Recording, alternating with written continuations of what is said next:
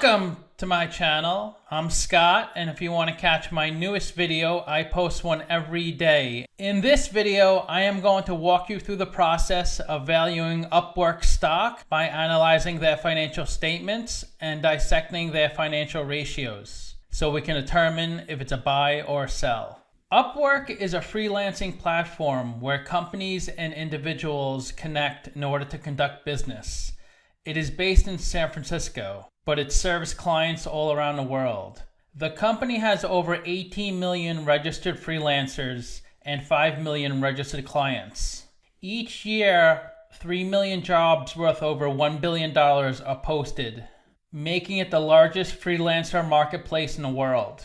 Let's get started with the model. This is a mid-cap company, 5 billion market cap. They're trading at $43 a share, and they have 122 million shares outstanding. Let's look at the financials. The way you value a company is you estimate the free cash flows into the future, and then you discount those numbers back to today's value. That's what we're doing in this video. Free cash flow is cash flow from operations minus capital expenditures. So the company has negative free cash flow every year, except in 2018 it was positive 7 million.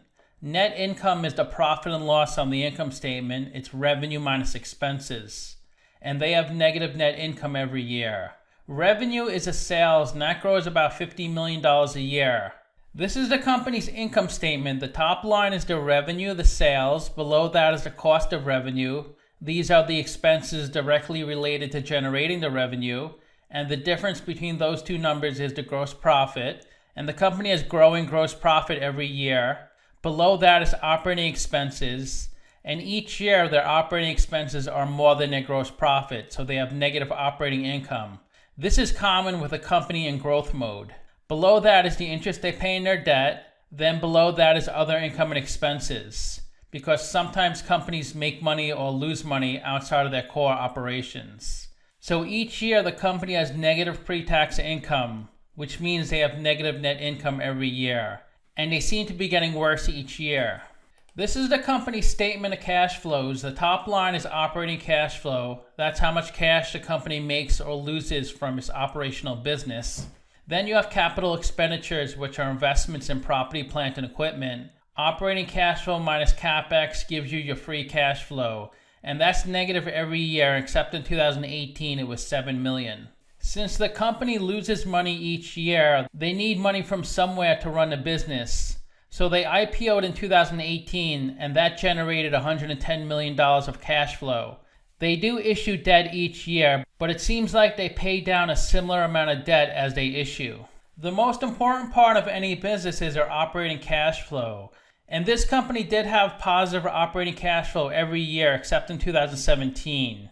And the way you calculate operating cash flow, it's net income, that was negative 29 million. Then you have to add back the depreciation. That's a non-cash item on the income statement. It brings down your net income. Then they had 3.7 million of write-offs. Even though they reported a net loss of $29 million, they actually generated $12 million of cash flow. Let's look at a capital structure. $259 million of equity, 43 million of debt. So they're 86% equity, 14% debt. They could pay all the debt with the cash on their balance sheet and still have 91 million of cash left over. Their WACC is pretty high at almost 19%, and that's a discount rate we're going to apply to the future cash flows. We estimated 4 years of future free cash flows. We also estimated terminal value, which is all cash flows past year 4. That's 3.7 billion. We discounted those numbers back to today using the weighted average cost of capital. We get a value of the company of $2.2 billion. We divide that by 122 million shares, and we get a calculated stock price of $18. They're trading at $43, so they're trading at a 135% premium. It's a sell according to the model. Simply Wall Street values the company at $4, so they're saying it's really overvalued. It's really hard to estimate the future cash flows for a company that has so many negatives. So I had to try to extrapolate the information from analyst estimates and also going through the company's 10K. But even after doing all that work, I'm still coming out with a valuation much lower than what they're trading at. But the value of a company is not really based off of how well the company's doing. It's based off of how investors feel the company will do in the future. So investors feel the company will do well. That's why they're bidding the price up to $43. So the company IPO'd in 2018 and the stock went down for about a year straight. But the past few months, it's really been driven up. So if you bought it down here, you'd have a pretty good return on investment. They have a pretty high beta, 2.15, so the stock moves more than 2 times the market. It's pretty volatile. The stock has done really well the past 52 weeks, up 364%. Much better than the S&P 500, which is up 17% in the same time frame. The 52-week low was $5, the high was $46. And the stock is trading well above its 50-day and 200-day moving average.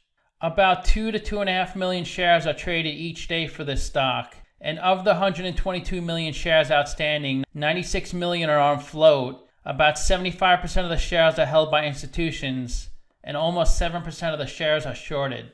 If you invested $10,000 into this company when it IPO'd, you would have doubled your money.